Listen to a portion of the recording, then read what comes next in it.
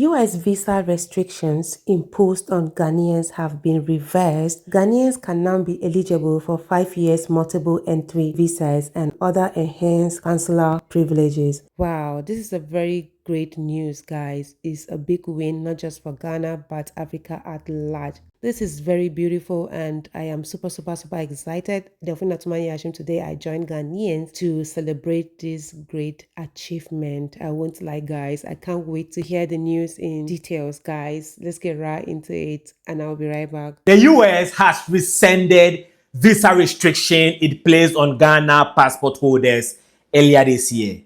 Today is September 26, 2025, and Ghana's Foreign Minister Sam Okudzeto-Ablakwa shared this exciting news on his X account. And I know a lot of Ghanaians are going to wake up on Saturday morning to this exciting news because it's 6 p.m. here in Texas, USA, where I stay. My name is Tenebi Tony. I'm a Ghanaian writer. And on this platform, I share intellectual conversations around Ghana's foreign policy and economy. So if you're an intellectual like I know you are, subscribe to this channel. Now, back to the news. Because it's breaking news, I would be referring to my laptop a lot. So I'll not be looking to the camera as much as I normally do. So this is the tweet Sam Okudzeto-Ablakwa shared. Big win for Ghana. The US visa restriction imposed on Ghana has been reversed. Ghanaians can now be eligible for 5-year multiple entry visas and other enhanced consular privileges. So, if you don't remember, on July 9th, 2025, the US put restrictions on Ghana passport holders, and the restriction was that most Ghana passport holders were going to be only eligible for 3 months visas with single entry. So if you're a Ghanaian and you go to the US embassy and you are given a visa, it's going to be for only 3 months, and you can only enter the US once within that 3 months. And that was putting undue hardship on Ghanaians who have to go to US for whatever business. Whether you are a Ghanaian student who have to go to the US and study for maybe 5 years, and within that 5 years, you may not be able to return to Ghana because you need to be able to renew your visa anytime you return to Ghana. If you're a Ghanaian businessman who does business in the US, and you have to go to the US every 2 weeks or something, it will be very difficult for you. So it was something that was undue hardship. And so that is going to be reversed according to the tweet Sam Okudzeto-Ablakwa shared. He goes on to say, this good news was directly communicated to me by US Undersecretary of State for Political Affairs, Alison Hooker, at a bilateral meeting earlier today in the margins of the UN General Assembly. So if you don't know this, I've shared a few videos on it. The US is, the headquarters of the UN. And the UN General Assembly is happening right now. That means world leaders are meeting in New York, US for the UN General Assembly ongoing right now. I think today, Friday, is the last day of the UN General Assembly.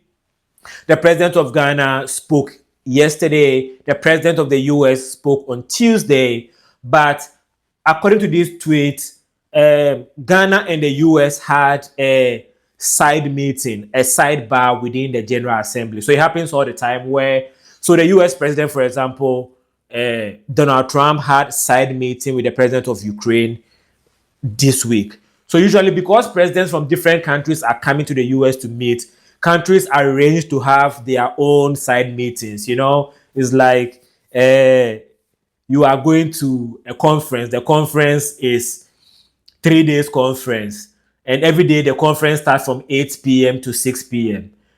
Before 8 p.m. and after 6 p.m., you are free to do whatever you want to do. So that's when those bilateral meetings happens. And according to Sam Okudzeto-Ablakwa, he had a bilateral meeting with the Undersecretary of State in the US. So Undersecretary in the US is like a deputy minister. So Kudeto had a meeting with the deputy foreign minister of the US. And the deputy foreign minister told him this: I am really pleased that months of high-level diplomatic negotiations have led to a successful outcome. So it's been months since this announcement was made. And actually, I thought it was going to get worse.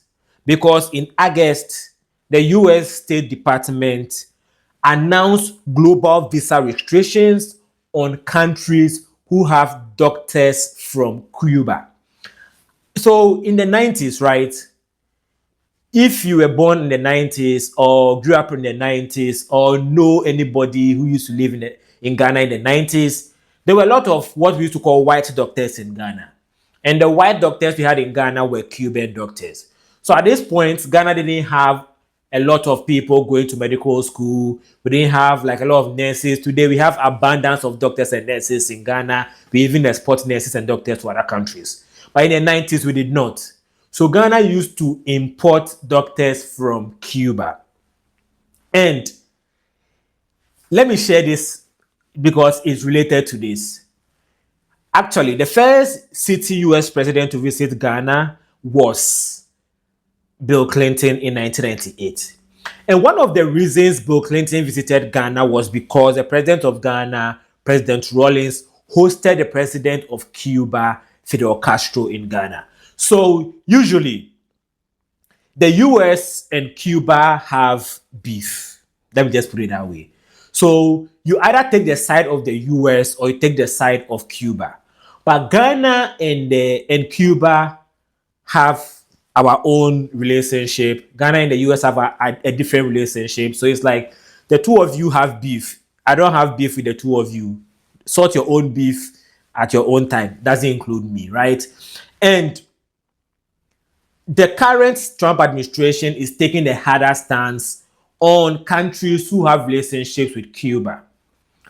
And actually, it's a departure from something that President Obama did. President Obama actually opened relationships with Cuba.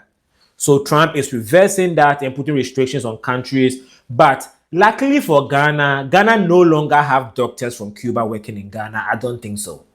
But the fact that the global visa restriction was announced after the restriction on Ghana was announced means that it was going to be hard for Ghana to get under or get away from the restrictions, right? This was in August. And on September 6th, Victor Smith, the former aide to former President Rawlings, was appointed Ghana's ambassador and he received his credentials on September 6th. So he moved to the US to become Ghana's ambassador to the US. And this is important because Victor Smith is a very connected man, both in the US, in the UK, in Ghana. Because when it comes to this level of diplomatic relationship, it's not really about what you are talking about. It's really about who you know. So having somebody like Victor Smith, who have been Ghana's ambassador to the UK before, who was a special aide to the president of Ghana before, who have been Ghana's ambassador to Czech Republic, means that Ghana is taking its relationship with the US very seriously. And so Victor Smith went to the US on September 6th, and on September 10th, the third-party deportation deal between Ghana and the US was announced. So Ghana agreed to receive West African nationals who are being deported from the US into Ghana. And the first batch arrived somewhere last week or last 2 weeks, right? And I believe that that was the beginning of the reversal of the relationship between Ghana and the US. And it's important that even after this restriction happened, President Mahama still had strong positions on his relationship with the US, right? And so, you know why we are here. Ghana sent people like Victor Smith to go and negotiate with the US. And the US told us what they wanted. We gave them what they wanted, and now we are getting what we want. Because if you don't remember, Sam Okujeto-Ablakwa said Ghana did not take money from the US to receive those deportees. So if we did not take money from them, what did we take? Now it is possible. This is what we get for that. And he went on to say, it will be recalled that the US imposed visa restrictions on Ghana, blah, blah, blah. So he went on to explain um, what happened in July. So basically, I'm saying this to say now, if you're a Ghanaian passport holder going to apply for US visa and you meet the terms, 5 years visa is a possibility for you, multiple entries. So that is good news for Ghanaians who do business with the US, Ghanaians who are schooling in the US, or all Ghanaians, And so I just thought that I should share this news with you and break down the timeline of how things happen based on the tweet by the former or the foreign minister. But I want to end with this. While the US have said his reason for putting a restriction on Ghana, I've been thinking about this, right? And if you don't remember this, May 2025, this year, President Trump of the US said there was a white genocide in South Africa. And the president of South Africa went to the White House to meet with the President Trump to ask him, yo, what do you mean? What do you mean there's a white genocide in South Africa? And President Trump was very, very disrespectful to the president of South Africa. On the diplomatic level, the president of the US and the president of South Africa are co-equals because they are all presidents of countries. And so, because of the way the president of US, Trump, treated the president of South Africa, some people in Africa took offense, including the president of Ghana, John Dramani Mahama. So John Mahama wrote an article in the British newspaper, The Guardian, and the headline was President Trump's treatment of the president of South Africa. I don't want to mention his name and get it wrong. Is it Ramaphosa? Yeah, Ramaphosa is a big insult to all Africans. So President Mahama went on to break down how President Trump's treatment of the president of South Africa is an insult to all Africans. That was in May. And I'm wondering if, what was the name?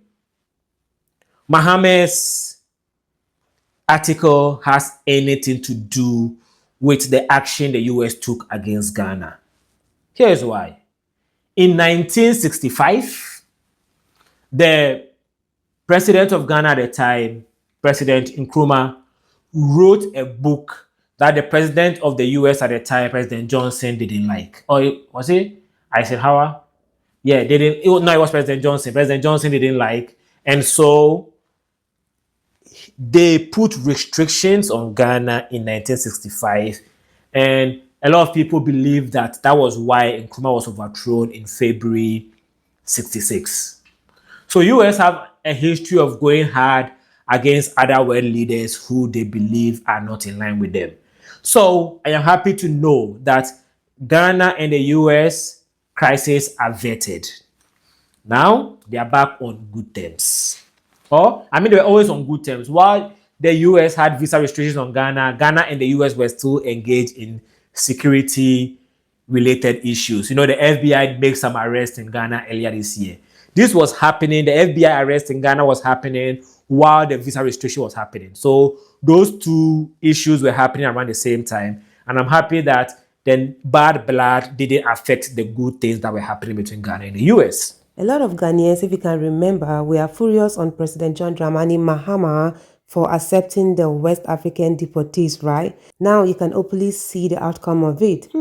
I knew the president of Ghana would never do anything to sabotage or bring down the name of Ghana because, of course, he meant no harm to Ghanaians. This man loved Ghana with his whole heart, So, guys, well, today I, Delphina Tomani Yashim, joined Ghanaians to celebrate this great achievement. I want to say a very big congratulations to Ghana and kudos to the President of Ghana, John Dramani Mahama. Kudos to the Minister of Foreign Affairs. Kudos to Ghanaians and Africa at large. You guys are doing good. I must say that you are making Africa proud, because when other countries are going to the left, you guys are going to the right. Like, everything is just showing openly. And I want to use this medium again to warn your neighbors, Nigeria. You guys do call Ghana your neighbors, right? Yeah. Neighbors are like brothers, right? If you are my neighbor, I can call you brother, because for somebody to call you neighbors, that means you guys are very close. So the kind of relationship I should be seeing between Ghana and Nigeria should be a relationship that, okay, I wouldn't do this to my brother. All those crimes that Nigerians are doing to Ghanaians, like all those crimes Nigerians are coming to Ghana to do. If really Ghanaians are your brothers or your neighbors, you will not come here and do all those things that you are doing, right? So, oh my God, I don't even know where and how to end this, but all I will say to you, this is a word of advice, and you have to take it, because when a country is going higher, what you should do is to bring yourself down and try learning from the country, right? This is what we lack in Nigeria. I did Nigerians bring bring their shoulder low to learn from Ghanaians. Nigeria will not be in the position it is right now, because all I can say is that Ghanaians and all the people they elected, when you are talking about their president, you see how intellectual he is. When you are talking about the foreign affairs minister, you see, when you are talking about minister of communication, you see the great work they've been doing. When you look back to ours in Nigeria, look at the kind of people that are on the seat. So how would that country be okay?